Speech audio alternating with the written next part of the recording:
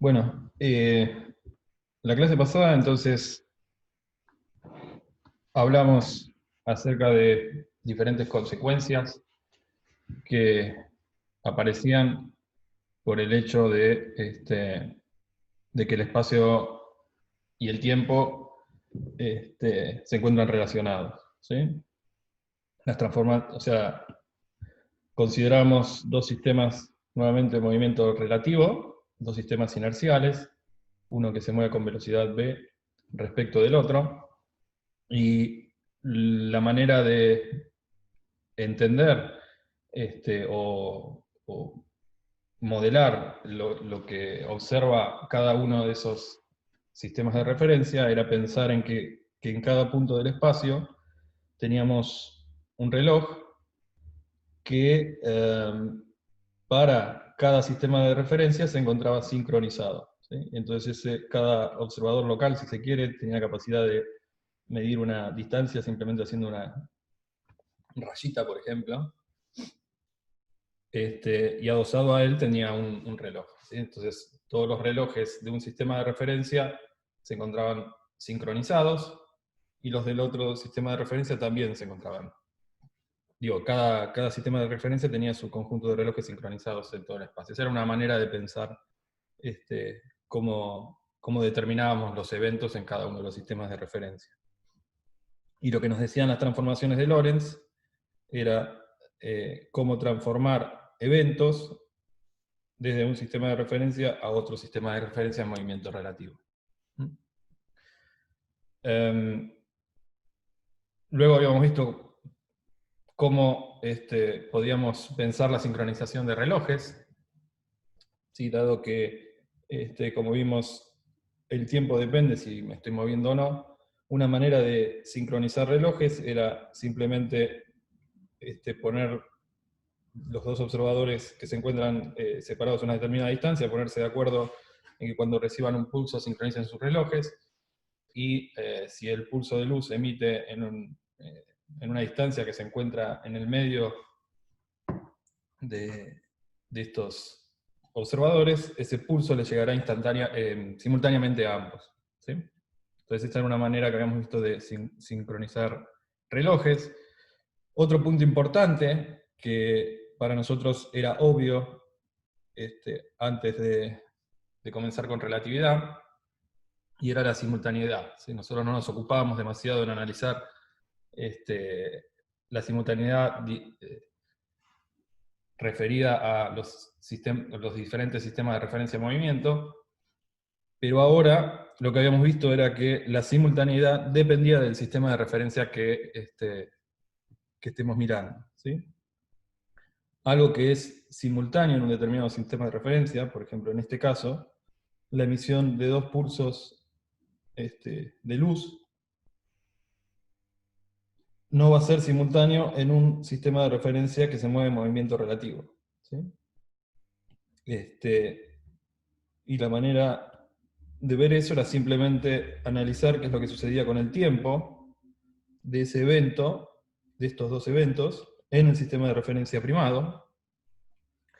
Entonces, las transformaciones de Lorentz nos decían que esos eventos, o la coordenada temporal de esos eventos, transformaba de la siguiente manera. Entonces, si esos eventos son simultáneos en el sistema S, quiere decir que ocurren al mismo tiempo, entonces la diferencia temporal de esos eventos en un sistema en movimiento relativo dependerá de la distancia de esos eventos en el sistema original, ¿sí? Es decir, esa separación espacial nos garantiza que también va a haber una separación espacial entre esos dos eventos en el sistema primado. Es decir, que sean simultáneos en un sistema de referencia no necesariamente quiere decir que sean simultáneos en otro sistema de referencia en movimiento relativo, y en general, entonces si esos eventos ocurren en diferentes posiciones del espacio, en la dirección del movimiento, tendremos una diferencia de tiempos en el otro sistema de referencia, ¿sí?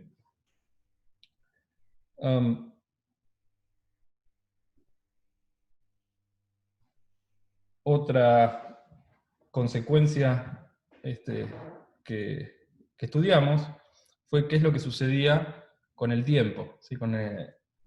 Es decir, consideramos eventos que ocurren en un mismo lugar, en un sistema de referencia. El ejemplo que habíamos visto era un pulso de luz que se emite, rebota en un espejo y vuelve. ¿Sí? El evento emisión y el evento llegada ocurren en este sistema de referencia que estoy mirando acá, imaginemos que esto es una nave, ocurren en la misma posición espacial X e Y. Entonces el intervalo de tiempo entre esos dos eventos lo llamamos delta t', y como habíamos definido la primera clase, si esos eventos ocurren en un mismo lugar, es decir, pueden ser medidos por un único reloj localizado en esa posición, hablábamos de ese intervalo como el tiempo propio. ¿Sí? Ese intervalo de tiempo es el tiempo propio.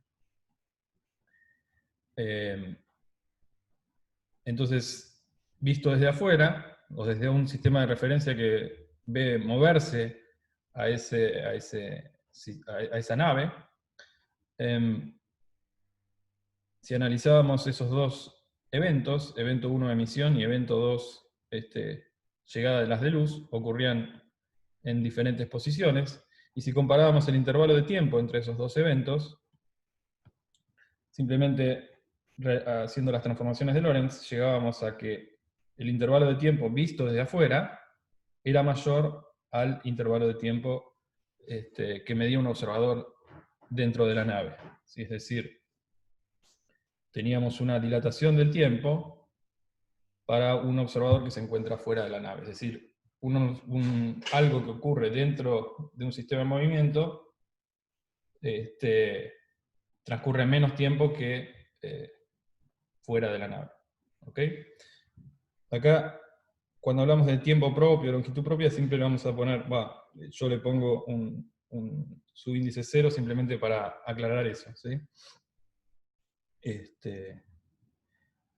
Bien, y otra consecuencia que estudiamos es lo que sucedía con las longitudes. ¿Sí? Y el ejemplo que recurrimos es una regla que se encuentra fija o quieta en reposo en un sistema de referencia. Allí, naturalmente, medir longitudes es sencillo, y si la longitud de la regla en el sistema en el cual ella se encuentra en reposo es L0, a esa nuevamente la llamamos longitud propia, ¿sí? Porque está en un sistema de referencia donde ese objeto, o lo que quiero describir, se encuentra en reposo. ¿Sí? De vuelta el subíndice 0. Pero simplemente la longitud es básicamente la diferencia entre las coordenadas de la posición, de los extremos de la regla. Si esa regla se encuentra moviendo respecto de un sistema de referencia S, bueno, medir una longitud simplemente querrá decir determinar la posición de los extremos, pero simultáneamente, ¿sí? Porque el sistema S ve a la regla moverse, entonces determinar su longitud simplemente quiere decir determinar la posición de los extremos, pero simultáneamente. ¿Sí? Entonces, si mirábamos las transformaciones de Lorentz y comparábamos comparábamos esos dos eventos, es decir, medir la posición o el evento posición de un extremo, evento posición del otro extremo, las transformaciones de Lorentz nos decían que esta igualdad debía cumplirse, donde delta X es la diferencia entre estas dos posiciones, y delta T es el tiempo en el cual, o la diferencia de tiempos en el cual considero la posición de este extremo y la de este extremo. ¿Sí? Entonces, si decimos que las medimos simultáneamente en el sistema S, quiere decir que el intervalo de tiempo, o la coordenada temporal de cada uno de ellos es la misma, por lo tanto el delta t es nulo. ¿Sí? Entonces, el resultado que obtenemos es que si L0 es la longitud propia de un determinado objeto, L es la longitud que ve un observador en movimiento relativo, y es naturalmente menor que la longitud propia. ¿Sí? Obviamente acá estamos considerando que la longitud que estamos viendo se encuentra a lo largo o se encuentra paralela a la dirección del movimiento. ¿Sí? Habíamos visto que las direcciones perpendiculares al movimiento no sufrían cambios. Entonces, esto es básicamente lo que estuvimos viendo, y lo que no les había llegado a mencionar la clase pasada era un par de experimentos donde estas ideas se compran para que tengan una idea de qué es lo que se mira, o lo que... Profe, ¿puedo hacer una pregunta? Todavía no puedo terminar de entender el ángulo, el phi puede ser, donde dice L0 sobre phi, creo que se llama, igual Gamma. a L, gamma ese. ¿Qué es gamma? O sea, Gamma ¿a qué se era... refiere? Gamma era... Estoy utilizando notación que había introducido la vez pasada.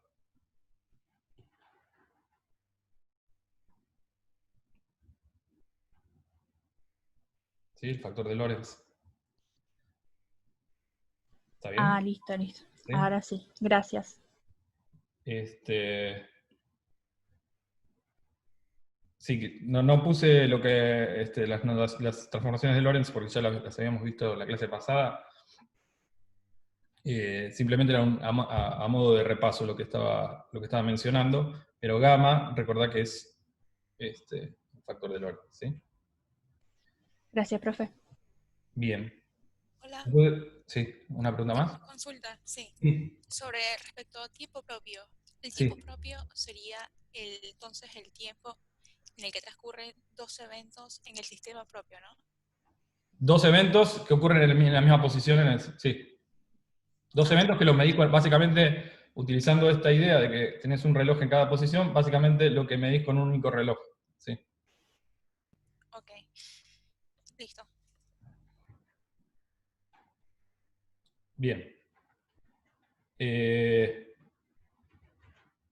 Entonces, lo que les decía era que les iba a comentar un par de experiencias donde verificaron estas ideas, y una de las primeras fue la detección de muones.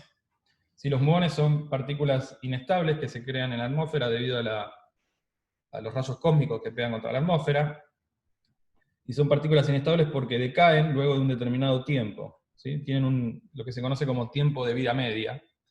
Y ese tiempo de vida media es muy cortito para los muones, es 2 microsegundos aproximadamente, y lo que quiere decir es que si a un determinado tiempo tenemos n partículas, o n muones, luego de ese tiempo de vida media tendremos aproximadamente la mitad de muones. ¿Sí? Esos muones, decaen porque simplemente se convierten en otras partículas. ¿Ok? En electrones, en neutrinos y en neutrinos. Y entonces la idea es que este tiempo de vida media se conocía porque se midió en muones de bajas energías, o sea que este tiempo de vida media está bien determinado. Y lo que sucedía entonces es que debido a la creación de muones por rayos cósmicos en la atmósfera, esos muones tenían altas energías, y en particular la velocidad era aproximadamente un porcentaje muy alto de la velocidad de la luz, es casi la velocidad de la luz. ¿Sí? Sí es, 2 microsegundos, la pregunta es esa. Entonces, ¿qué es lo que se detectaba? Bueno, lo que se medía era la cantidad de muones dependiendo de la distancia o de una altura respecto de la Tierra. ¿Sí? Entonces, lo que nos dice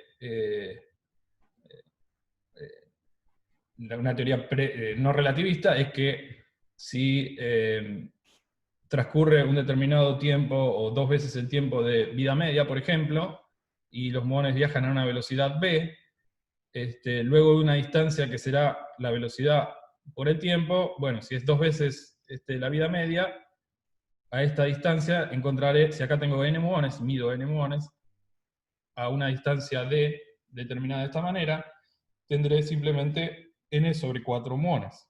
¿Sí? Ahora, ¿qué es lo que sucedía? ¿O qué es lo que verificaron? Bueno, que en realidad se detectaban más muones. ¿Sí?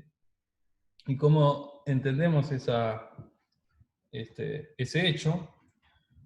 Bueno, lo podemos entender analizando qué es lo que sucede respecto de un sistema de referencia que se encuentra en la Tierra y respecto de otro sistema de referencia que se encuentre en el muón, o sea, el sistema propio del muón. ¿Sí? Entonces miremos qué es lo que sucede visto desde la Tierra. Bueno, visto desde la Tierra tenemos los muones que se crean a una determinada distancia, a una determinada altura, básicamente, y el tiempo que transcurre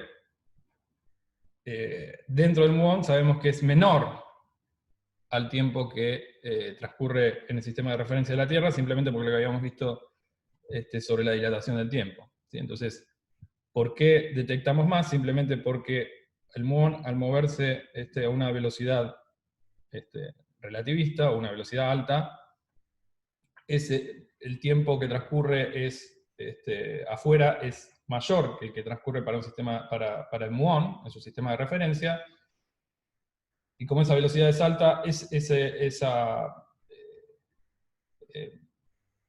la distancia que recorre es grande, y ese efecto es medible no se necesita demasiada precisión para medirlo. O sea, cuanto más grande es la velocidad, mayor es ese efecto. ¿Okay? Entonces la idea es que en el sistema de referencia de la Tierra vemos transcurrir un tiempo, y en el sistema de referencia del muón ese tiempo es menor, por lo tanto vemos más muones a esta distancia que los que veríamos si consideramos una teoría no relativista. ¿Sí? ¿Y qué es cómo entendemos ese proceso desde el sistema de referencia del muón? Bueno, como dijimos, si miramos el tiempo que transcurre en el sistema de referencia propio al muón, ese tiempo habíamos visto que era menor al que veíamos desde la Tierra. Pero ¿qué es lo que ve el muón? Bueno, el muón él está en su sistema de referencia en reposo, y lo que ve que es todo lo demás se está moviendo, ¿sí? Hacia arriba. Por lo tanto, las longitudes que recorre se ven contraídas. ¿Okay? Entonces, a pesar de que ve todo moviéndose a la misma velocidad, y para él transcurre un tiempo menor que el que transcurre afuera, la distancia que ve que tiene que recorrer es menor. ¿Okay? Simplemente por la contracción de longitudes. ¿Sí? Entonces esto fue verificado alrededor de 1960, fue una de las primeras verificaciones de la idea de dilatación del tiempo y contracción de longitudes. Y otro experimento que les quería comentar, que me parece muy, muy interesante, es uno bastante más reciente, o bastante reciente, y tiene que ver con la idea, o lo que se conoce como la paradoja de los gemelos. ¿Sí? Imaginen que tenemos 2 hermanos gemelos que tienen la misma edad, por lo tanto, tienen la misma edad, y uno de ellos decide realizar un viaje, se sube a la nave, se va de viaje. Entonces el hermano que se queda en la Tierra ve o describe lo que sucede con el hermano, diciendo, bueno, para él el tiempo transcurre en forma más lenta, por lo tanto yo lo voy a ver más joven a él que a mí. ¿Sí? Sin embargo, el hermano que está viajando en la nave dice, pero mi hermano que quedó en la Tierra, yo lo veo viajar con una velocidad opuesta, por lo tanto, para mí, él se encuentra más joven que yo. ¿Sí? Entonces la pregunta es, cuando el hermano vuelve a la Tierra, ¿quién es el que se encuentra, o quién es el que envejeció más? ¿Sí? Uno diría, bueno, pero estas situaciones, o esta situación en el cual, los dos perciben la misma, la misma, la misma dinámica. O sea, uno ve que el hermano es más joven, el que está en la nave ve que el hermano de la Tierra está más joven, y el que está en la Tierra ve que el hermano que está viajando está más joven. Y simplemente porque están en movimiento relativo y los dos sistemas son completamente equivalentes. Efectivamente, cuando el hermano vuelve a la Tierra, el que está más joven es el que viajó. ¿Sí? Y la manera de entender por qué sucede eso es simplemente porque el hermano, al volver a la Tierra, dejó de estar en un sistema inercial porque se tuvo que desacelerar y luego acelerar en la dirección de la Tierra. Por lo tanto, esa situación deja de ser simétrica, y el hermano que percibió el movimiento es simplemente el que percibió las aceleraciones. Y en un momento él tuvo que pasar a un sistema no inercial. ¿Okay? Entonces el que vuelve es el sistema, es el hermano que efectivamente está más joven. ¿Y a qué va todo esto? Bueno, en el 2010 se hizo un experimento. Exacto, eso lo explica la relatividad general, que escapa a lo que vamos a ver en el curso, ¿sí? O sea, nosotros lo que vemos son simplemente sistemas inerciales. ¿Está bien?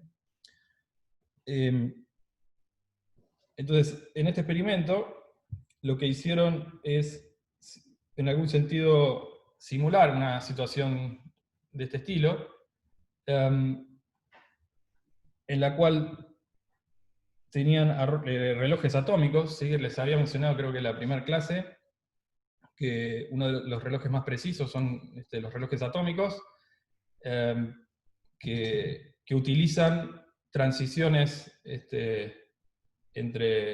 internas de los estados que se llaman hiperfinos, y que los podemos pensar básicamente como pendulitos que utilizan esas propiedades de los sistemas cuánticos. ¿Sí? Entonces, la idea es, en este experimento, es comparar qué es lo que sucede con estos dos relojes atómicos. ¿Sí? Los relojes atómicos básicamente son, en este caso, iones, o sea, átomos a los cuales se les quita un electrón, en este caso, iones de aluminio, que se los localiza se los atrapa en una determinada región del espacio, y lo que van a hacer en el experimento es básicamente comparar qué es lo que sucede con uno de estos de estos relojes, si se quiere, que está en una determinada posición, con otro, en el cual acá lo que utilizan son potenciales armónicos para atrapar estos átomos. Entonces, este está en esta región del potencial armónico, y el otro átomo simplemente lo que hace es básicamente oscilar rápidamente, no tan rápidamente en realidad, respecto del otro. Entonces, este se encuentra en movimiento relativo respecto de este, y como este átomo, el estado del movimiento, el grado de libertad espacial, se encuentra en movimiento respecto de este, lo que tenemos es una situación similar a esta que les había mencionado. ¿Sí? Sería como el hermano que va y viene, va y viene, va y viene muchas veces. ¿Está bien? Entonces, lo interesante del experimento es que detectaron esta variación en los tiempos, pero a velocidades. Fíjense que acá lo que nos muestran es la velocidad del átomo, de este átomo respecto de este sería el hermano que viaja, y que son de 10 metros por segundo, es aproximadamente 36 kilómetros por hora, no es nada. ¿Okay? Imaginen que beta es 10 a la menos 8 y gamma es esta cantidad bien, bien pequeña. 36 kilómetros por hora, digo, es lo que pueden andar en bicicleta, ¿sí?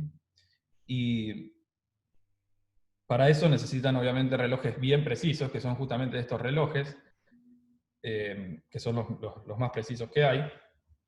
Entonces fíjense que acá lo que muestran es, lo que miden básicamente es la diferencia de frecuencias de esos dos relojes. Si los pensamos como péndulos, cada uno tiene su frecuencia, entonces si el tiempo corre más lento en uno respecto del otro, habrá un cambio en la frecuencia. Y acá lo que muestran es la medición de ese cambio de frecuencias a velocidades, repito, a diferencia de el otro experimento, son velocidades que no son relativistas. ¿Sí? Y otra cosa interesante, para los que quieran ver, es que también lo que hacen es poner a los relojes a diferentes alturas. La relatividad general nos dice que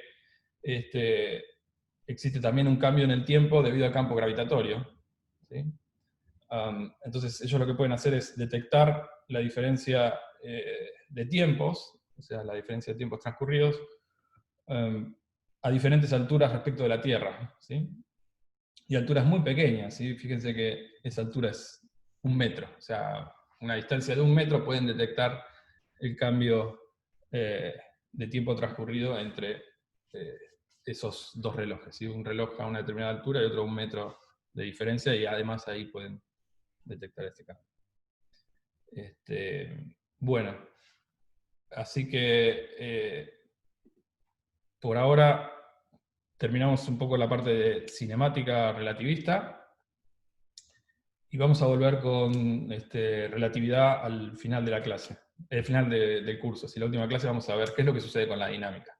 ¿Okay? Entonces ahora vamos a cambiar de tema.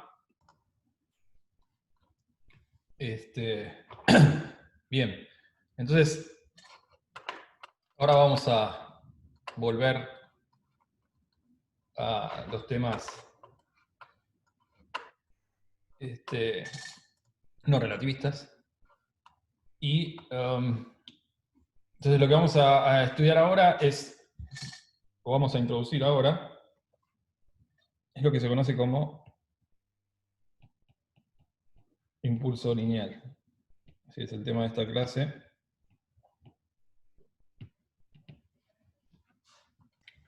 ¿Profe está escribiendo?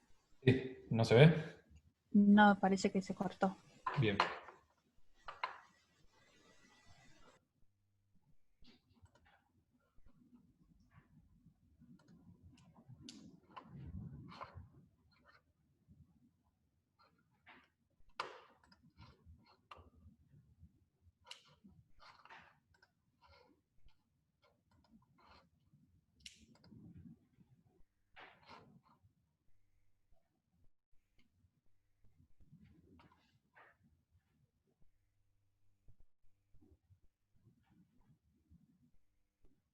Ahí se ve, ¿no?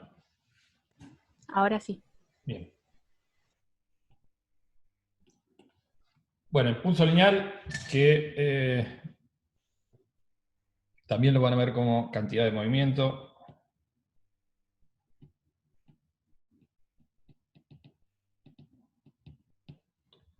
Momentum.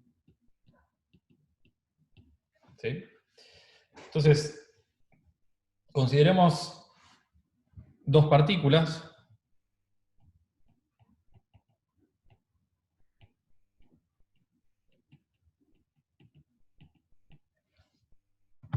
que están aisladas e interactúan entre sí. ¿Sí? Entonces tenemos dos partículas que interactúan entre sí, una de masa m1 y la otra tiene masa m2.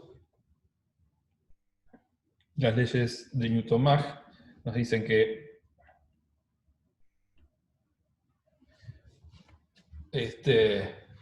las fuerzas de interacción son opuestas. Y además, que la masa por la aceleración,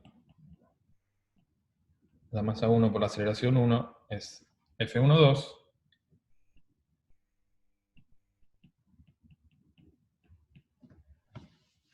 y la masa por la aceleración 2 es la otra fuerza de interacción. ¿Sí? Y como esas fuerzas son opuestas y tienen el mismo módulo, tienen sentidos opuestos, ocurren en la misma dirección y tienen sentido módulo, tienen diferente módulo.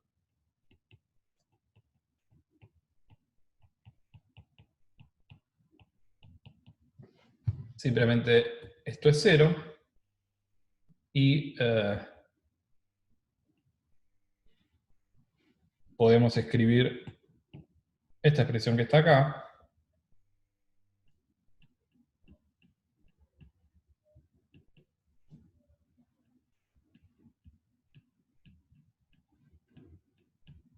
De esta manera, esto es masa por la aceleración 1, masa por la aceleración 2, y asumiendo que la masa no varía con el tiempo para ninguna de las partículas, esto lo podemos llevar a esta expresión que está acá. ¿Sí?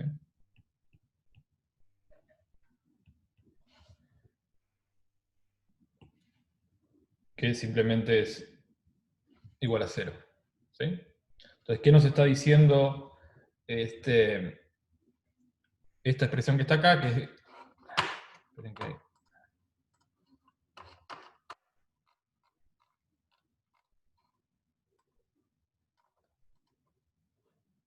esta expresión que está acá entonces nos está diciendo es que esta cantidad que está acá adentro es un vector que no varía en el tiempo, así que es constante. Es decir, el vector que se obtiene multiplicando la masa por la velocidad de cada una de las partículas y sumándolo, es un vector que es constante en el tiempo. En particular, si esto es un tiempo arbitrario, es exactamente igual a el vector a un tiempo inicial t0, por ejemplo. ¿Sí? Entonces, vamos a definir a ese vector como el impulso angular del sistema 1,2. ¿Sí? Es simplemente P es el impulso angular y es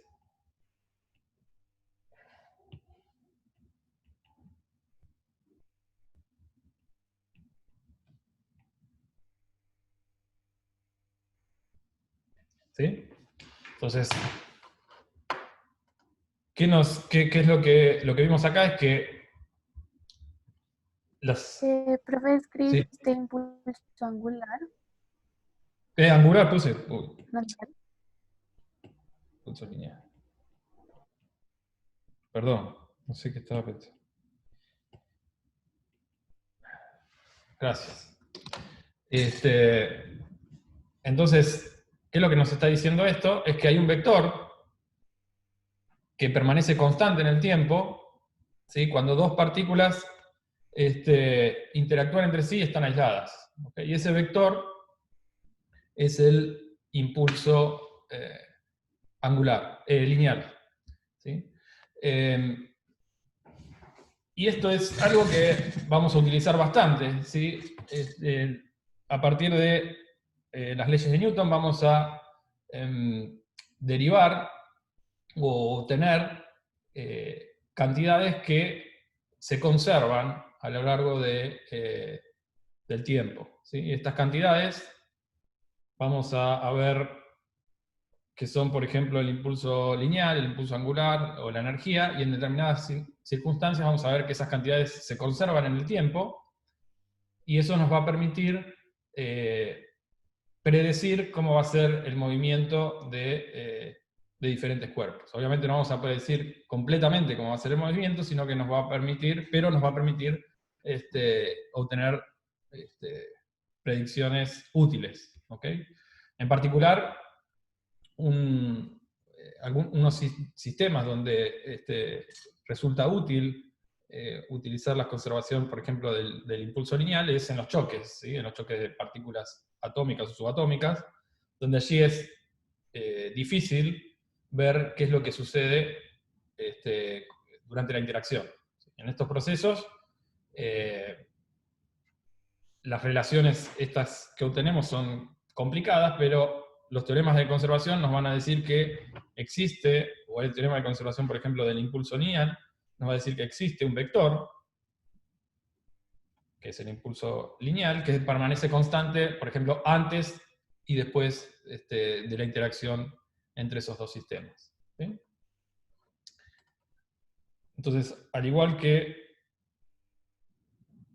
definimos el impulso angular, el impulso lineal del sistema 1 y 2, podemos definir el impulso lineal de la partícula I, ¿sí? Será simplemente su masa por la velocidad. ¿Sí? Entonces, fíjense que en este caso tenemos que, para estas dos partículas que solo interactúan entre sí, este vector, que es el impulso lineal de ambas partículas, está compuesto por la suma del impulso lineal de cada una de ellas, donde el impulso lineal de cada una de ellas no es constante. Por ejemplo, imaginen un choque, ¿sí? Tenemos una interacción entre dos partículas aisladas, que puede ser mediante un choque. Naturalmente, el impulso lineal de cada una de ellas no es constante, pero si miramos lo que sucede con la suma de ambos, eso sí es constante. ¿Está bien? Entonces eso es lo que se conoce como una cantidad que se conserva. ¿Ok? ¿Y qué sucede cuando no están aislados?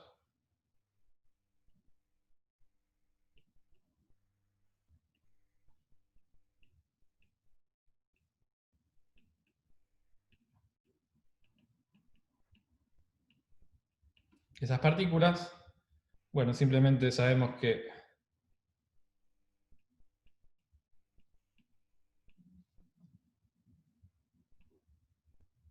el impulso total es la derivada del impulso total, ¿sí? Es esto que está aquí, y es la masa por la aceleración de cada una de ellas.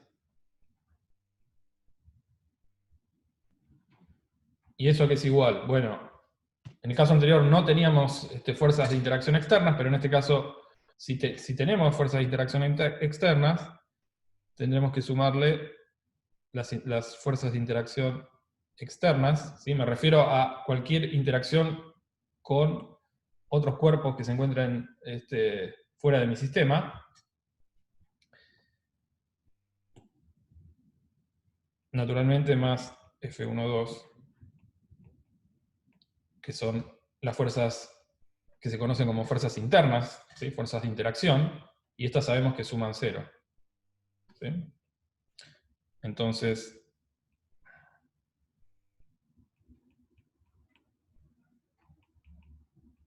la variación del impulso lineal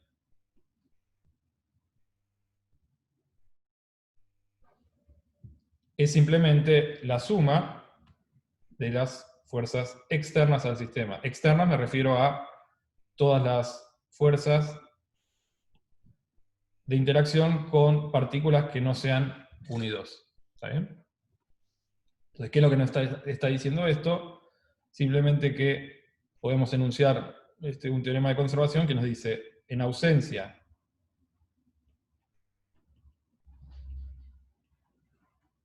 de fuerzas externas, o en ausencia de fuerzas, ¿sí?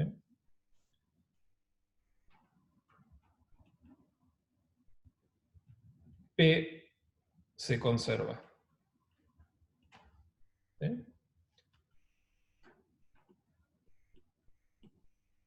Se conserva quiere decir que es un vector que es constante, es decir, si lo determinamos a un tiempo t0, siempre va a valer lo mismo. ¿sí? Siempre que calculemos la velocidad de uno, la velocidad del otro, y lo sumemos multiplicando por la masa de cada uno, obtendremos el mismo vector. ¿Está bien? Eso quiere decir que se conserva. Naturalmente, para una partícula va a pasar lo mismo, ¿sí? Una partícula, tenemos la variación del momento de una partícula, es simplemente su masa por su aceleración, que es la sumatoria de las fuerzas. Es decir, la masa por la aceleración es la sumatoria de la fuerza. ¿Sí? Ahora vamos a ver más adelante qué pasa con la masa, cuando la masa varía. Por ahora estamos mirando partículas. ¿Sí? ¿Está bien? Entonces, miremos un ejemplo.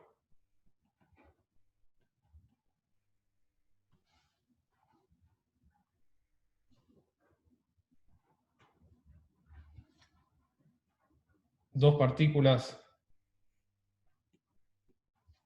que están unidas a tiempo cero.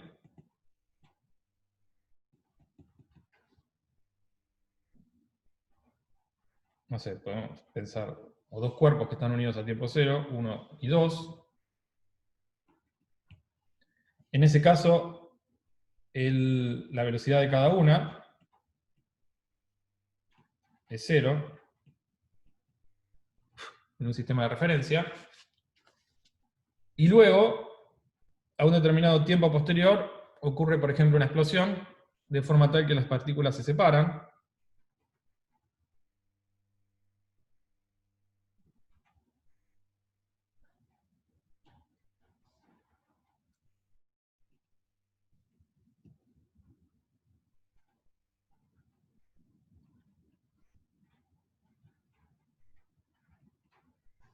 De manera que el impulso de cada una de ellas habrá variado, ¿sí? Entre estas situaciones. Está acá el impulso lineal de la 1 es 0, lo mismo para la 2, porque tienen velocidad 0. Y acá, en esta situación, ganarán impulso cada una de ellas. ¿Sí? Esto es un tiempo posterior, por ejemplo, t igual a t1. Pero simplemente como las partículas están aisladas, el P, o el impulso lineal del sistema, se conserva. ¿Sí? Entonces, es decir, el P a un tiempo 0 es igual al P a un tiempo t. Y si inicialmente es 0, básicamente lo que concluimos es que lo que ocurre es una situación de este estilo, es decir, la masa por la velocidad de una es igual a la masa por la velocidad de otra a cualquier tiempo posterior.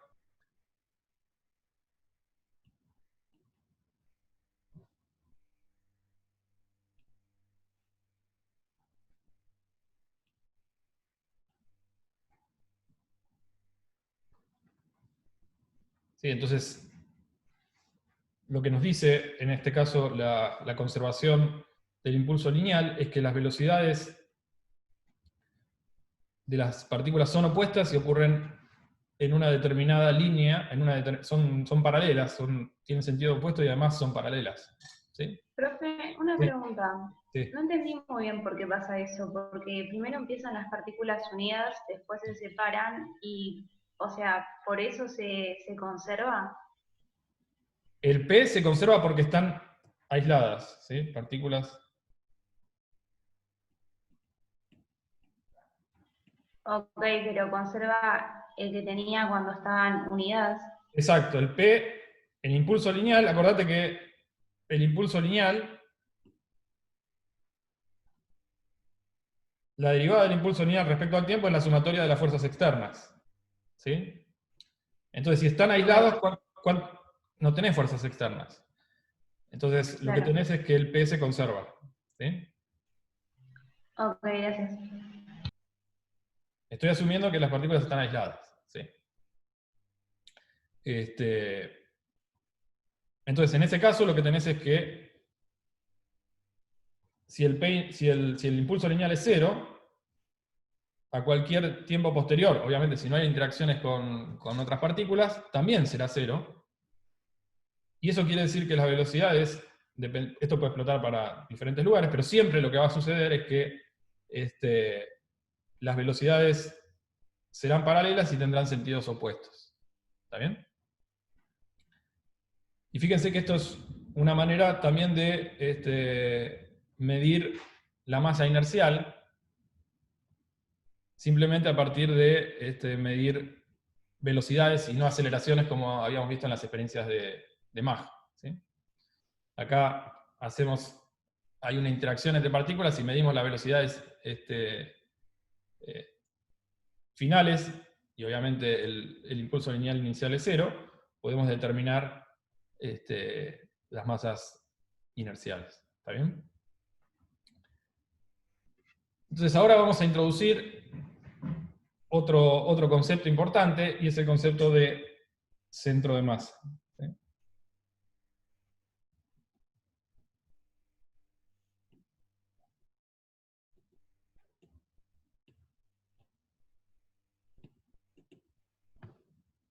Entonces, el centro de masa va a ser simplemente un punto en el espacio que lo vamos a definir de la siguiente manera. Tenemos un sistema de referencia con un determinado origen, y vamos a considerar en primer lugar dos partículas al igual que antes. Luego vamos a extender todas estas ideas. Entonces tenemos una partícula localizada, o tiene una posición R1, dada por un vector posición R1. Otra partícula 2, una partícula de masa 2, M2, localizada en un vector posición R2. Y vamos a definir el centro de masa, o la posición del centro de masa,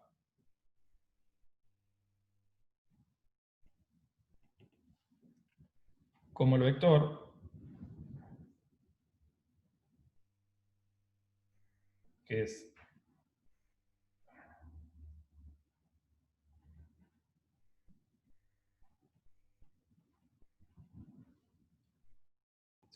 la posición del centro de masa está dada por el vector que se construye simplemente multiplicando el vector posición de cada una de ellas por su masa y dividiéndolo por la masa total. ¿Está bien? Entonces ahora vamos a ver qué propiedades tiene ese vector posición. ¿Sí? O ese punto en el espacio llamado centro de masa. Entonces el centro de masa lo podemos escribir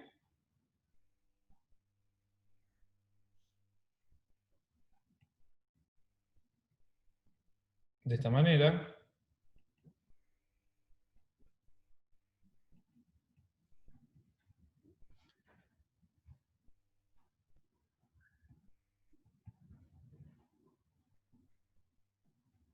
Y naturalmente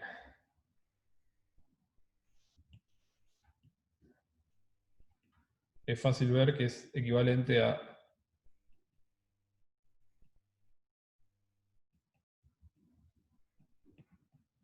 esta expresión, ¿sí? Simplemente fíjense que esto es exactamente igual a esta expresión que está acá.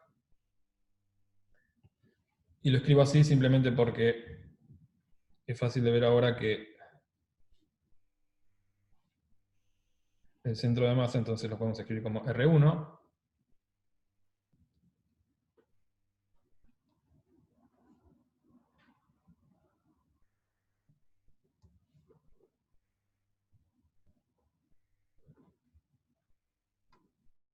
¿Sí? Entonces fíjense que ahora, entonces el centro de masa lo escribí como la suma de dos vectores, ¿sí? Uno que es el vector R1, la posición de una de las partículas, multiplicada por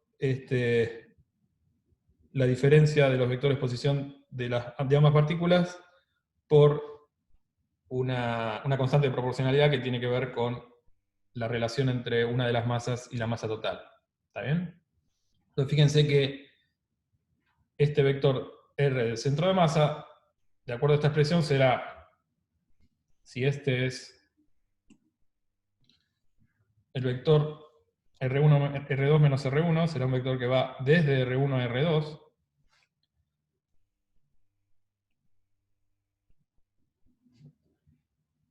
Y entonces el vector R del centro de masa es la suma de R1 más algo que apunta en esta dirección, cuyo módulo es menor, simplemente porque esto es menor a 1, entonces es un punto, el R del centro de masa es un punto que estará alrededor de, o entre estos dos puntos que están aquí. ¿Sí? Entre este punto y este punto, en algún punto de por aquí, estará dependiendo de las relaciones de masas. ¿Sí? Entonces el centro de masa es un punto que estará en el segmento que une a las partículas, dependiendo de la relación entre las masas, bueno, estará más cerca de una que de otra. ¿Ok? Por ejemplo, si M2 es mucho mayor que M1, el R del centro de masa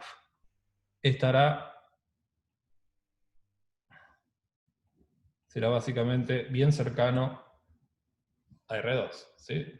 Si esta masa es mucho más grande que esta, bueno, el centro de masa estará bien cercano a la posición de la partícula M2. ¿Sí? Por otro lado, si M1 es igual a M2, entonces el centro de masa será simplemente un vector que se encontrará en el punto medio del segmento que une las partículas. ¿Está bien? Me están preguntando cómo hago para llegar a esta expresión. Bueno, simplemente fíjate que si multiplico, o sea, lo que estoy diciendo es que esto es exactamente igual a esto. Si esto lo multiplicas, M1 más M2 por 1 es M1 más M2, y todo sobre M1 más M2. Entonces, un M2 se te va con este M2 y te queda solo M1. ¿Está bien?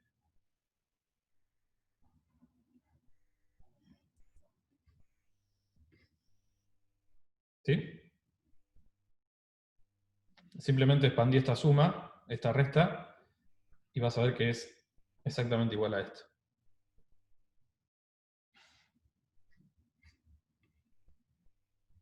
Bien. Entonces, ¿qué es lo que pasa con la variación temporal de ese vector que llamamos centro de masa?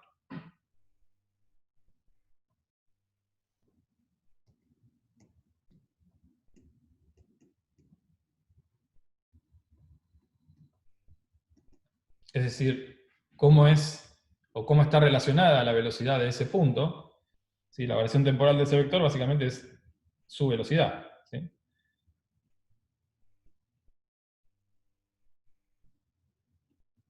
O sea, definimos la velocidad del centro de masa como la variación del vector posición del centro de masa con respecto al tiempo. ¿Sí? Y esto es simplemente la derivada temporal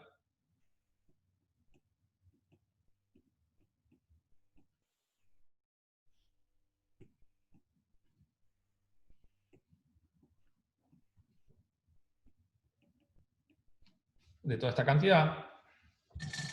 Y por lo tanto, acá lo único que varía en el tiempo, dijimos que las masas eran constantes, es los vectores posición, y es sencillo de ver que entonces la velocidad del centro de masa es, como dijimos, M1 más M2 es constante,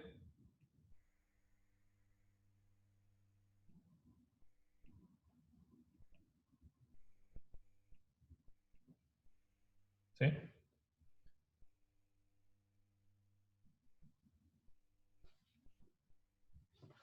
Entonces, fíjense que esta cantidad que está acá es lo que habíamos definido como el impulso lineal del sistema. ¿Sí? Es decir, la velocidad del centro de masa es el impulso del sistema sobre si quieren, la masa total, que es M1 más M2. ¿Está bien?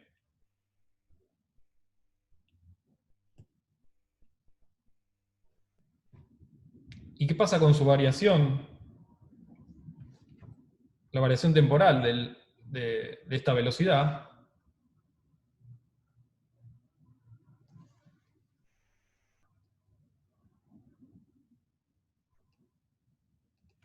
Es decir, con su aceleración. ¿Sí?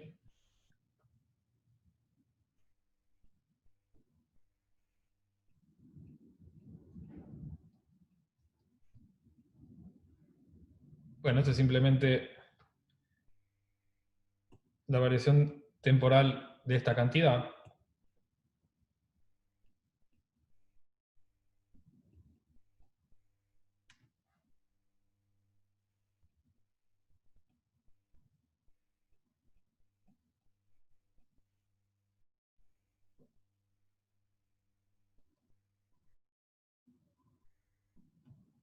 Y la variación temporal del impulso lineal total, igual el impulso lineal total del sistema 1 y 2, es la sumatoria de las fuerzas externas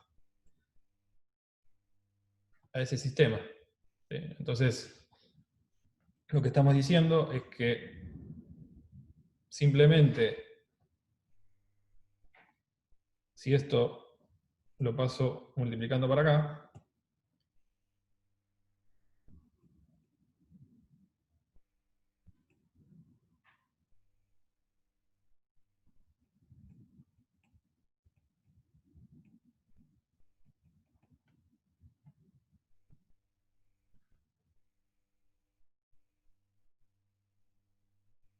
¿sí? Tenemos una ecuación para la dinámica de ese punto que es el centro de masa. ¿Está bien? Entonces, ¿qué es? O sea, ¿cómo va a ser la dinámica de ese punto que llamamos centro de masa? Bueno, simplemente ese punto llamado centro de masa será un punto que se mueve en el espacio como si fuera una partícula que tiene la masa total igual a la masa total del sistema, ¿sí? En este caso M1 más M2, y va a estar sometido a una fuerza que es la sumatoria de todas las fuerzas externas. ¿Ok? Entonces, como les decía, el centro de masa es un punto que se comporta como una partícula que tiene masa igual a masa total del sistema y siente todas las fuerzas externas que están aplicadas al sistema. ¿Está bien? Naturalmente, si no tenemos fuerzas externas,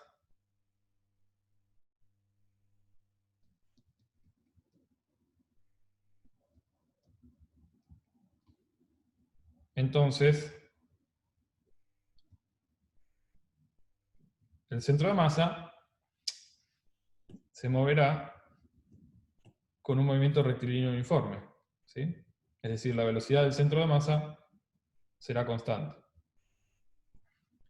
Y este punto, centro de masa, va a ser muy útil para describir a sistemas de partículas, ¿sí? O sea, la descripción de la dinámica de un sistema de partículas, de varias partículas, veremos, por ejemplo, sistemas de 2 cuerpos o más, será muy útil utilizar la descripción en términos de lo que sucede en el sistema centro de masa. ¿Sí?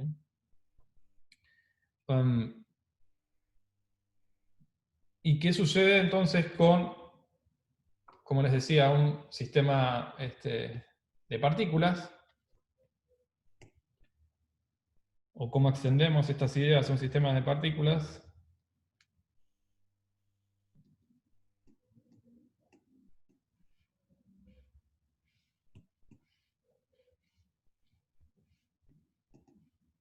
Ahora consideremos que tenemos n partículas.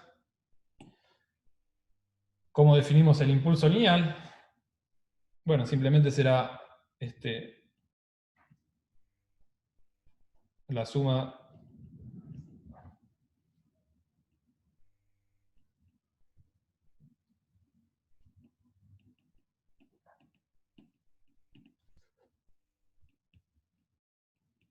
de los impulsos para cada una de ellas, recordando que para cada partícula su impulso lineal es su masa por su velocidad. ¿Qué sucederá con la variación del impulso del sistema? Bueno, al igual que antes, tendrá que ver con la sumatoria de las fuerzas externas a ese sistema, ¿sí? El centro de masa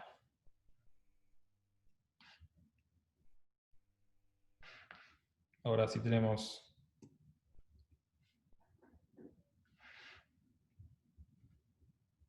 n partículas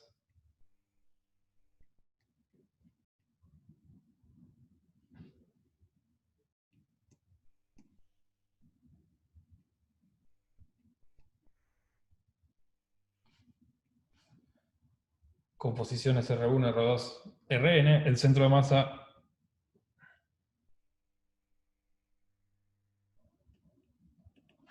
naturalmente será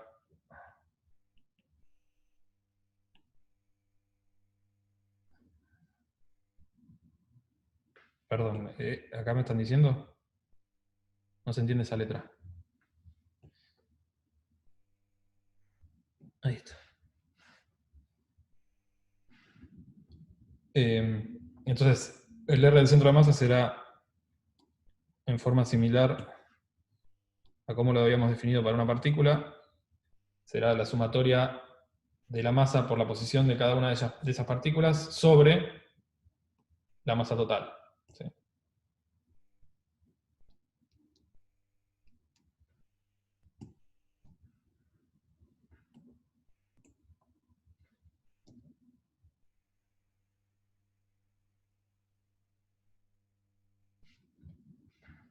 Y la velocidad del centro de masa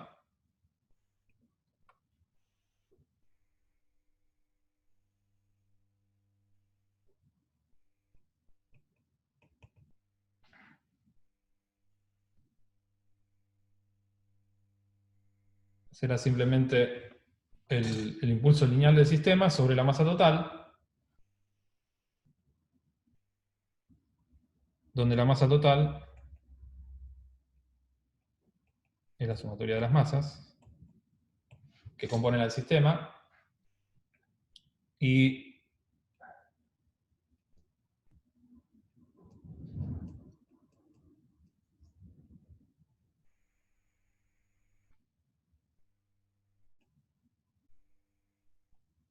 al igual que antes, la relación de la masa total con la aceleración del centro de masa es igual, el producto de la masa total por la aceleración del centro de masa es igual a la sumatoria de las fuerzas externas, ¿sí?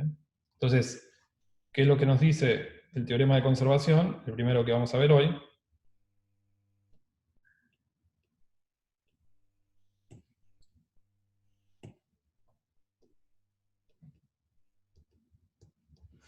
Bueno, nos dice que en ausencia de fuerzas externas,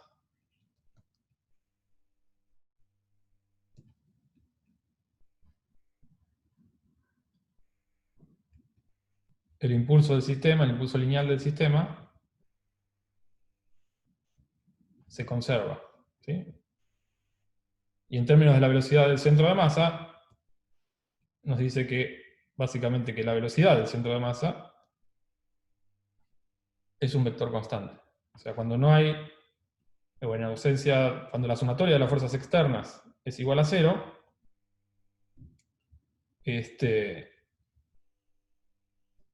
el centro de masa se mueve con velocidad constante, ¿sí? Y el momento lineal, el impulso lineal se conserva. Otra relación que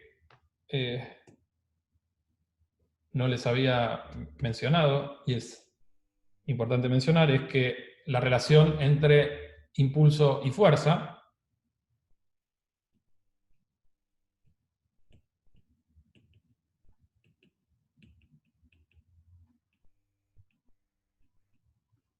Para una partícula, consideremos un cuerpo de masa m.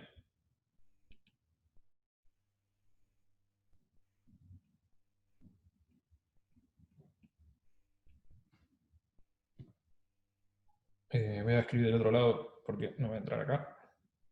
Perdón, voy a borrar esto y voy a escribir del otro lado.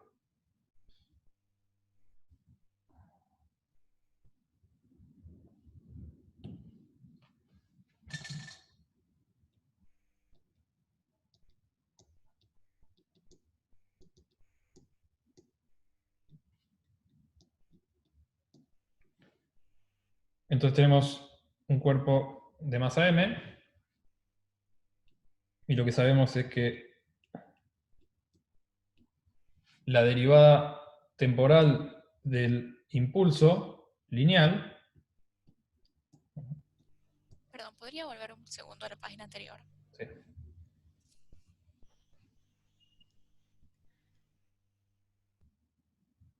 Listo. esto es igual a todas las fuerzas que están actuando sobre el sistema, sobre la partícula, ¿sí? Que las englobo en una única fuerza, que es la resultante. Naturalmente, la derivada temporal, entonces, lo que estoy diciendo es esto, que es la masa por aceleración, y por lo tanto, si integramos a ambos lados, lo que tenemos es que, si integramos en el tiempo de este lado y de este lado, básicamente esto es, déjenme borrar acá y poner directamente la fuerza, para que quede más sencillo. Entonces, si integramos de este lado y de este lado en el tiempo, lo que obtenemos es que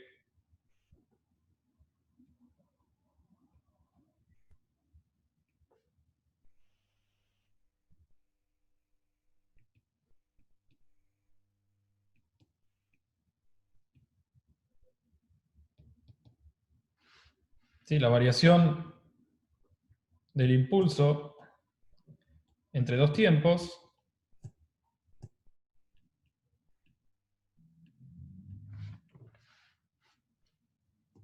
esto es el impulso P. Si lo integramos en el tiempo, simplemente me da la diferencia del impulso en tiempo cero y la diferencia en tiempo t0 y el impulso a un tiempo posterior.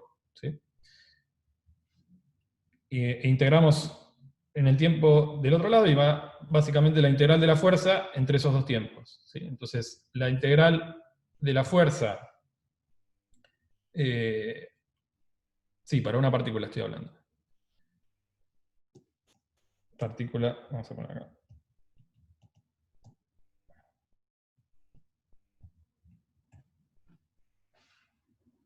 La integral de la fuerza, de la fuerza resultante entre dos tiempos, me da la variación del impulso entre esos dos tiempos. ¿Está bien? Bien. Entonces, vayamos a ver un ejemplo, ¿sí? De cómo utilizar estas ideas. Y el ejemplo es el siguiente. Tenemos dos partículas puntuales, dos masas puntuales, unidas por una barra de masa despreciable. ¿Sí?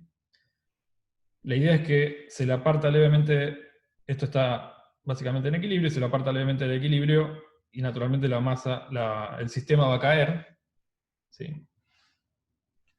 Debido a que existe la aceleración gravitatoria. Y la pregunta es entonces, ¿a qué distancia se encuentra cada una de las masas respecto de este punto P inicial? ¿Sí? O sea, básicamente hallar cuánto vale esta distancia y cuánto vale esta distancia. ¿Está bien? Entonces, ¿cómo vamos a resolver este problema, bueno, una manera es básicamente ver toda la dinámica, pero el teorema de conservación me permite hacerlo esto de una manera mucho más eficiente, ¿sí? El teorema de conservación que vimos hasta recién. ¿Por qué? Bueno, si consideramos al sistema como todo esto completo, es decir, la masa M1, la barra y la masa M2, lo que sabemos es que en un tiempo intermedio, ¿sí?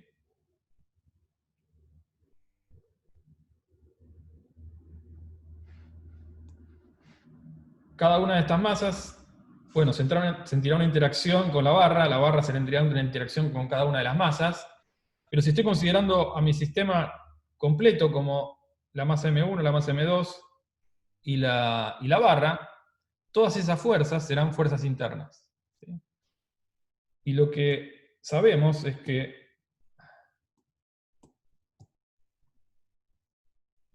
la derivada del impulso del sistema con respecto al tiempo es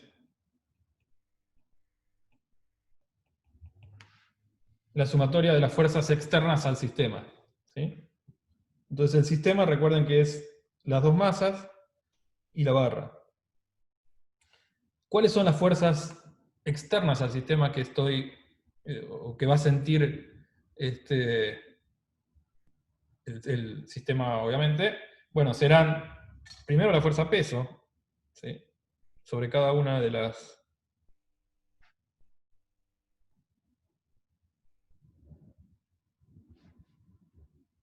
masitas, si la barra no tiene masa despreciable, y la otra interacción que sentirá es básicamente la normal, ¿sí?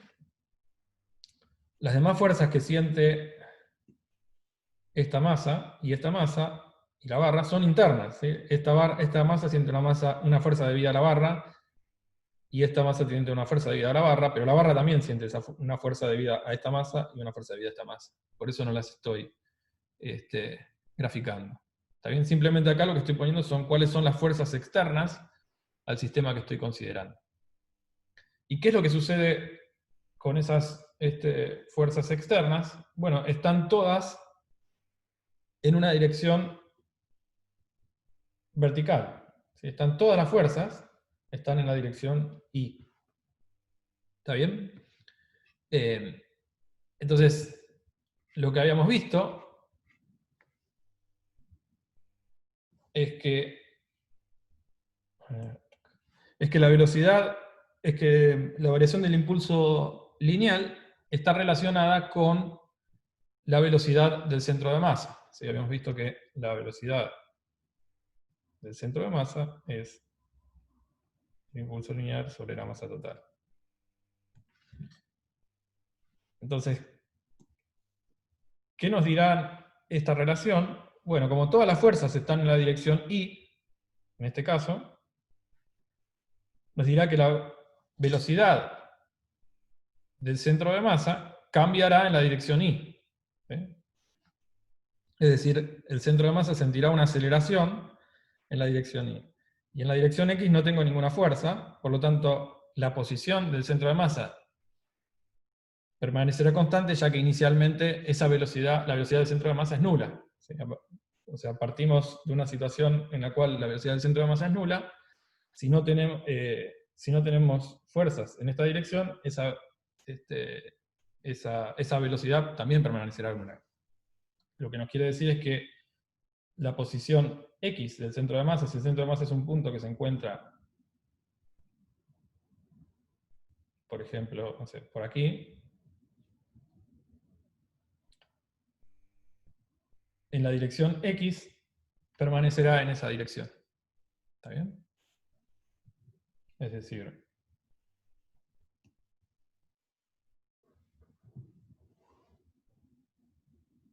de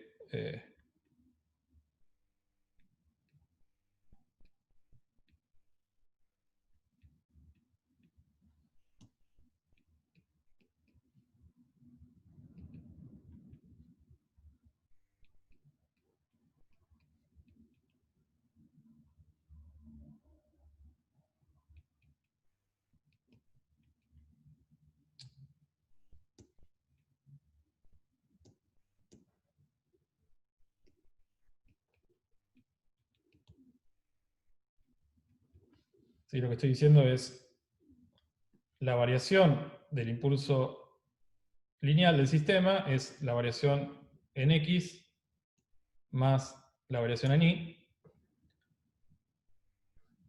Y como están todas las fuerzas en la dirección Y, sabemos que la variación en X es nula. Por lo tanto, la velocidad del centro de masa en la dirección X es constante. Y sabemos que inicialmente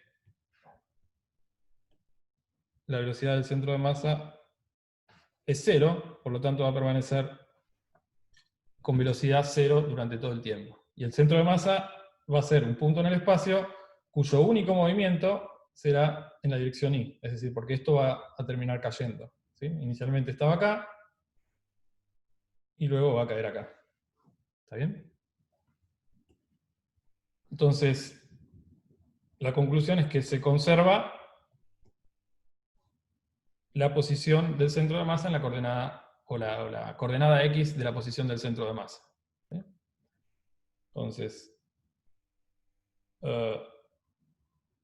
si el origen de mi sistema de referencia lo ponemos en el punto P,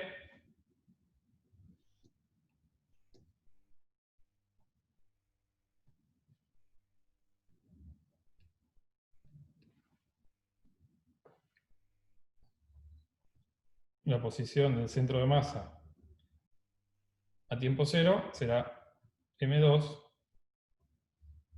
¿Sí? Recuerden cómo escribir la posición del centro de masa, que era, vamos a poner acá, R del centro de masa es M1 R1 más M2 R2 sobre M1 más M2. Entonces, en este caso,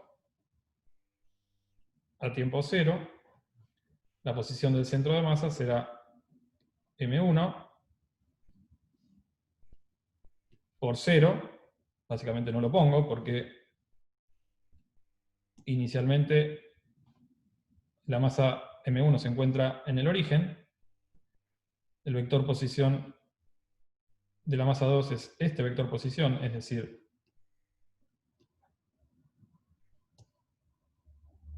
M2 por L en J versor.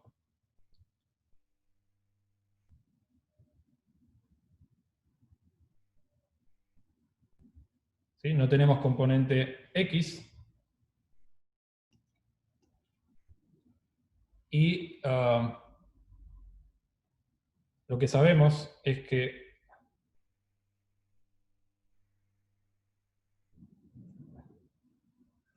al tiempo final, que es este tiempo, la posición del centro de masa es 0. ¿Sí? Es decir, el centro de masa, bueno, la posición X, si quieren, pueden poner acá bueno, son puntuales, así que no importa. Entonces, esto va a ser igual.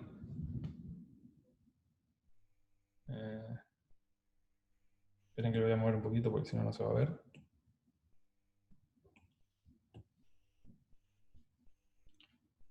Entonces estamos en una situación, en esta situación. ¿Y cómo escribimos la posición del centro de masa? Bueno, simplemente será la posición de esta masa por su masa, es decir, M2 por su posición, que sería, de acuerdo a este sistema de referencia, sería menos de 2 en inversor. Y ahora la masa por la posición de esta partícula, que será M1 por D1 en inversor. todo esto dividido por la masa total. ¿Sí? Y lo que sabemos es que toda esta cantidad tiene que ser exactamente igual a 0. Y por otro lado, ¿qué otra cosa conocemos? Bueno, conocemos que la longitud total de la barra es L, y está relacionada con esas dos distancias, ¿sí? Es de 1 más de 2.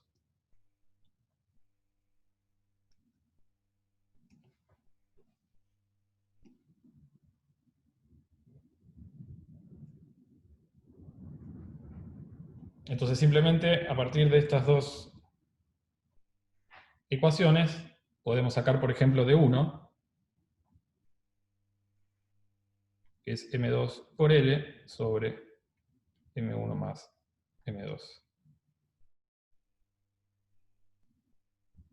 ¿Está bien? Entonces, ¿qué es lo que hicimos? Teníamos dos masas unidas por una barra, porque es 0. Ahora voy a explicar de vuelta, voy a resumir todo, ¿sí? Entonces teníamos dos masas conectadas por una barra, y queríamos ver cuando la barra cae al piso, ¿sí? Una vez que es apartada de la posición de equilibrio, a qué distancia se deben encontrar cada una de las dos masas respecto de ese punto P inicial. ¿Ok?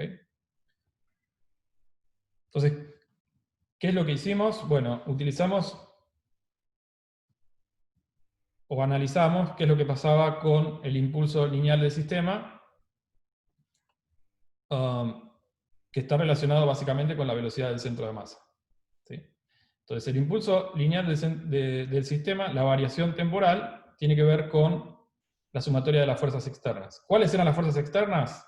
Bueno, teníamos el peso de cada una de las masas y la fuerza normal. Todas estas fuerzas se encontraban en la dirección Y. ¿Sí? Entonces, déjenme escribir acá para que también...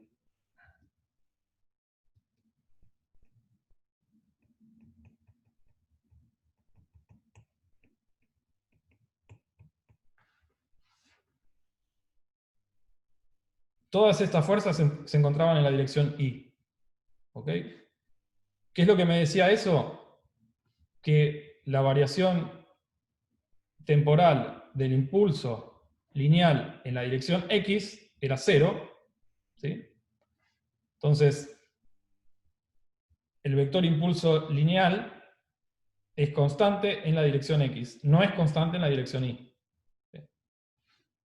Si es constante el impulso lineal en la dirección X, la velocidad del centro de masa en la dirección X también lo es.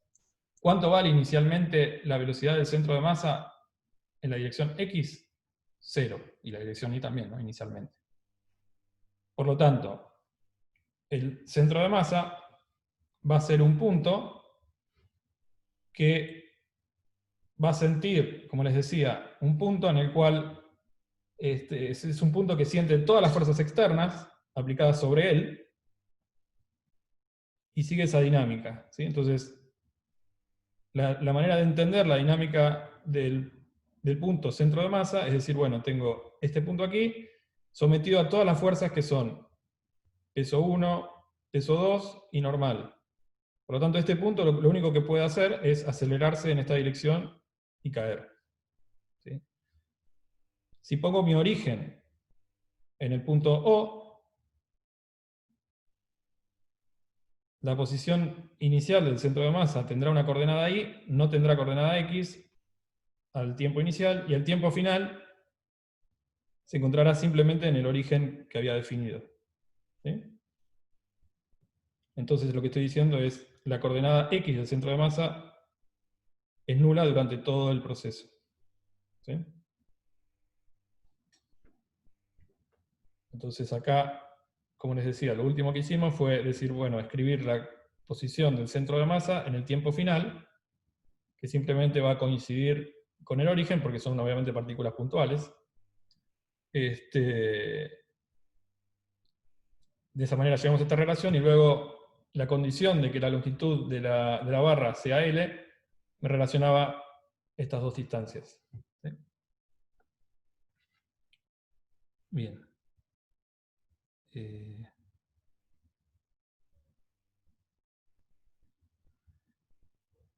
Despejada.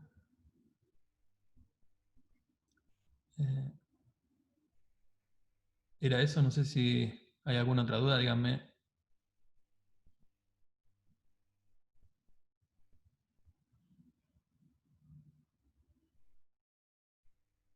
Bien. Bueno. Entonces ahora veamos otro ejemplo del uso del teorema de conservación del impulso. Y básicamente tiene que ver con el principio de funcionamiento del motor a retropropulsión. ¿Sí? Y acá vamos a considerar básicamente sistemas de masa variable. ¿Okay? Entonces, podemos tener en mente el siguiente sistema, y es un cohete, ¿sí? Con una determinada velocidad a un instante de tiempo, y lo que hace es, mediante combustión interna, expulsar gases y de alguna determinada masa fuera de su sistema. ¿Está bien? Y de esa manera es como se impulsa. Es decir, no tenemos fuerzas externas,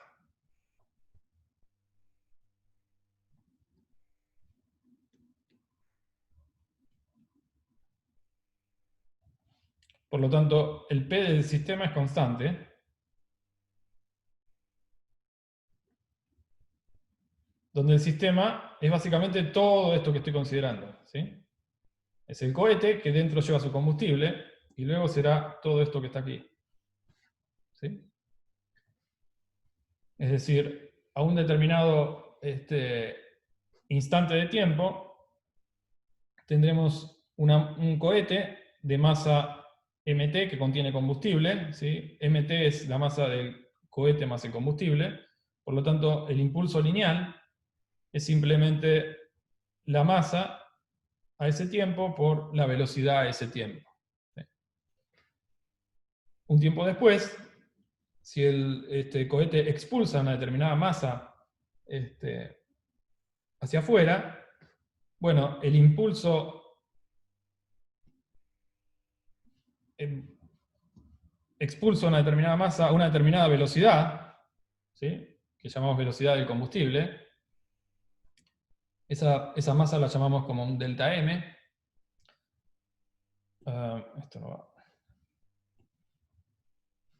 Entonces, en ese instante, la masa del cohete, en un tiempo t más delta t, será la masa que tenía menos la masa que expulsó. ¿Sí? Y la velocidad del cohete será la velocidad que tenía más un delta v. ¿Okay? Acá simplemente lo que estoy graficando es la velocidad relativa entre el cohete, del combustible respecto al cohete. ¿Sí? Si esta es la velocidad del cohete, esta es la velocidad del combustible, todo este vector que está acá simplemente será la velocidad relativa del combustible con respecto al cohete. ¿Sí? V del combustible menos V, la velocidad del cohete será la velocidad relativa. Entonces, como dijimos, lo que queremos hacer es tratar de entender cómo se impulsa un cohete mediante este proceso, ¿sí? De expulsión de masa. Estamos en una situación que podemos considerarla como en el vacío, es decir, no tenemos fuerzas externas, por lo tanto, el impulso lineal de todo el sistema, ¿sí? Combustible más cohete, es constante.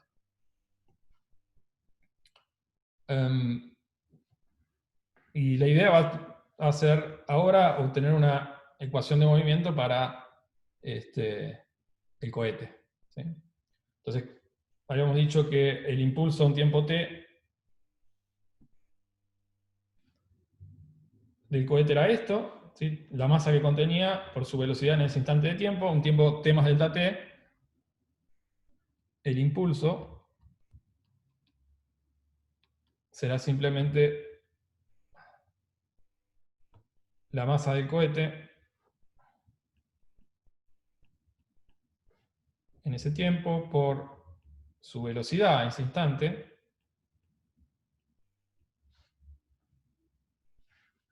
y ahora tengo que considerar también el impulso de la masa despedida. ¿Sí? Es decir, es la masa despedida por su velocidad. Y esto va a ser igual a la masa del cohete menos delta m, ¿sí? Que simplemente a un tiempo t más delta t es la masa que tenía antes, menos lo que expulsó. Y como habíamos dicho, la velocidad es la velocidad que tenía antes más esa variación de velocidad. ¿Sí?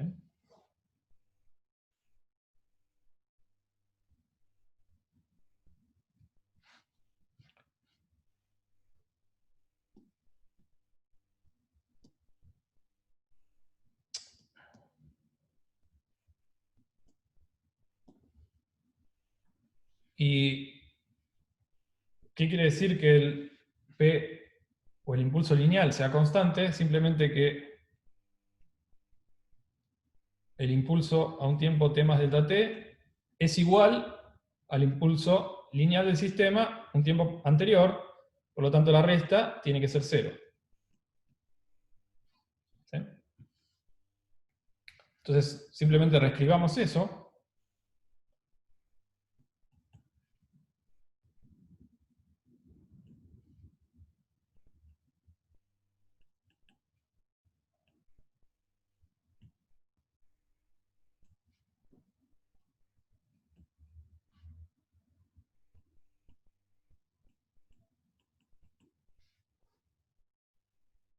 Sí,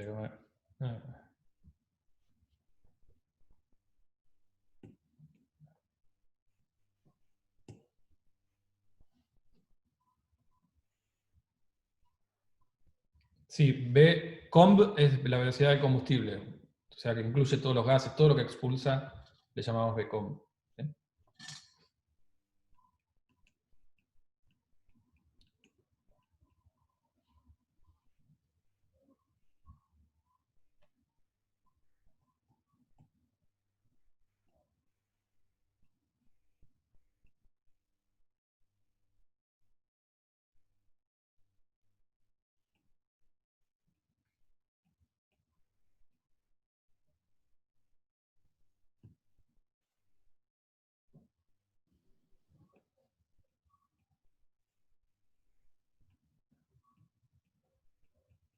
Sí, entonces simplemente lo que hice acá fue reescribir el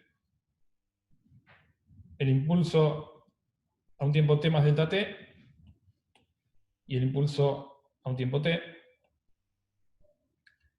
y expandir todos los términos. ¿Está bien? Entonces ahora lo que vamos a hacer es, como queremos obtener la ecuación de movimiento para el cohete, lo que vamos a hacer es dividir por un tiempo delta t y tomar el límite del tiempo, ese intervalo de tiempo tendiendo a 0, lo que equivale a decir que tiende a 0 también la masa expulsada, la variación de masa y la variación de velocidad también tiende a ser más pequeña a medida que voy teniendo el delta t a 0. ¿Ok? Y fijémonos que este término lo vamos a despreciar simplemente porque es de segundo orden en la variación. ¿Sí? Entonces, haciendo eso, tenemos que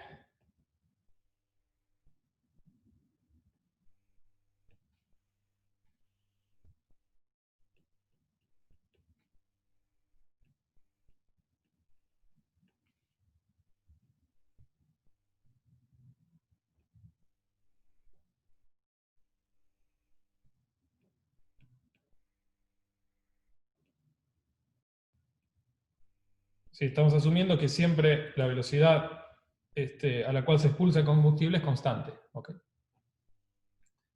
Es decir, depende de un proceso interno que siempre lo que hace es expulsar a una misma velocidad al combustible.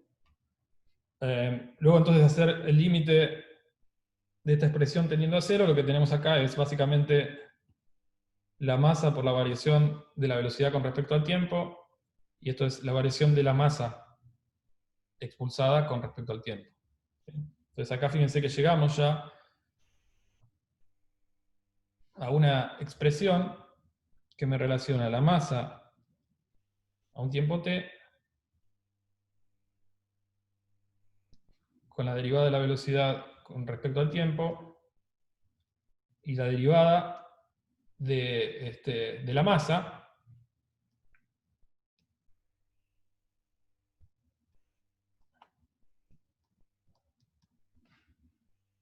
¿está bien?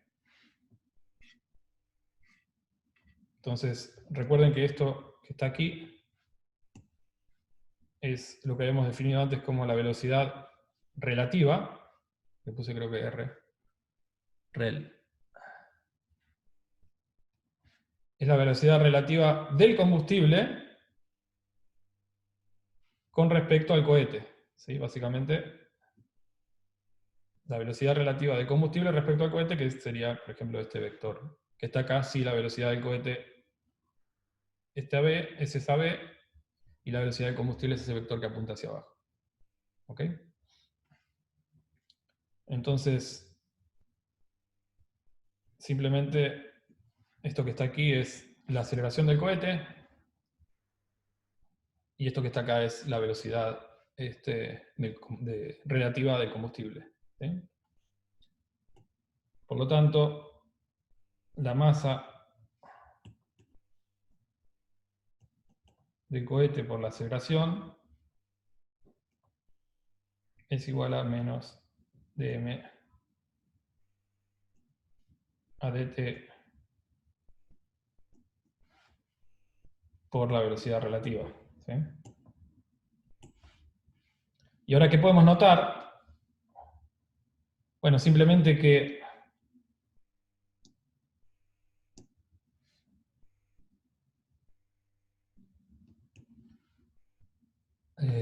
no entendí por qué uso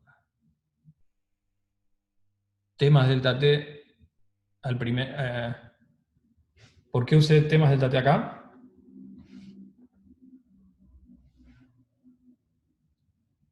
¿Veo una pregunta? Ah, ok. Acá simplemente lo que estoy diciendo es la velocidad a un tiempo delta t posterior. ¿Sí? La velocidad a un tiempo delta t posterior es la velocidad que tenía antes más una variación. Eso es lo que estoy diciendo. Y esto es un instante de tiempo posterior a este instante de tiempo. ¿Sí? Este es el instante de tiempo t, y un instante posterior es simplemente un instante t más un delta t. Ok. Entonces, la derivada de la masa con respecto al tiempo, la masa expulsada con respecto al tiempo, es mayor a 0,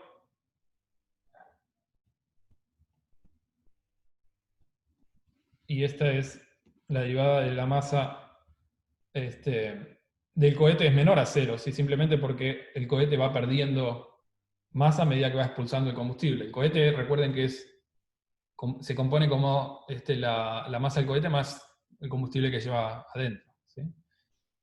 Y la masa que se expulsa, o la tasa de la masa que se expulsa, es menos la tasa de la masa que tiene el cohete, ¿no? Es decir, dm a dt es menos dm a dt. Por lo tanto, podemos escribir,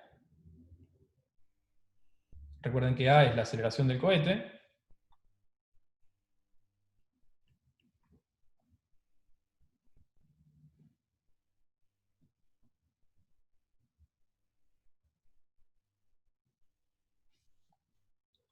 y esta es...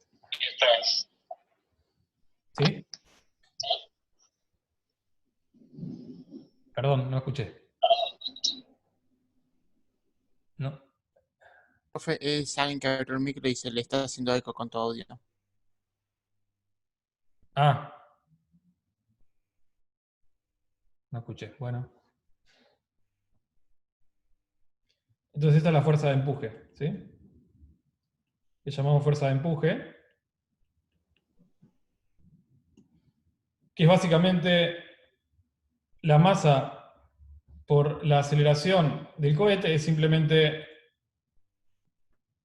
la derivada de la masa del cohete respecto al tiempo por la velocidad relativa del combustible con respecto a la velocidad del cohete. Es decir, podemos acelerar a nuestro cohete simplemente expulsando más masa o bien aumentando la velocidad relativa a la cual se expulsa esa masa, ¿sí? Es decir,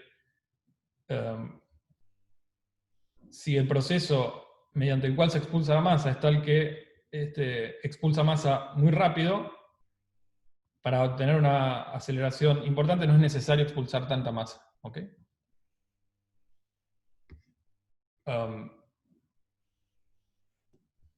Y esta idea tiene que ver con algo que me habían preguntado al principio de cómo cómo se moverían las astronautas en el vacío. Sí, básicamente eso creo que me habían preguntado la última vez. Bueno, fíjense que este es un proceso que describe esa situación. ¿Está bien? Acá estamos hablando de un cohete, pero puede ser cualquier otra cosa que necesita moverse en el vacío. ¿Okay? Bueno, creo que podemos analizar luego despegue, pero ya estoy sin tiempo, así que se lo dejo para ustedes, si no, la clase que viene les menciono algo. Pero pueden ver en el libro de Roeder cómo analizar, por ejemplo, a partir de esta situación, cuáles son las condiciones para que en este modelo un cohete despegue, ¿sí? En un campo gravitatorio. Así que bueno, por hoy dejamos aquí. ¿Sí?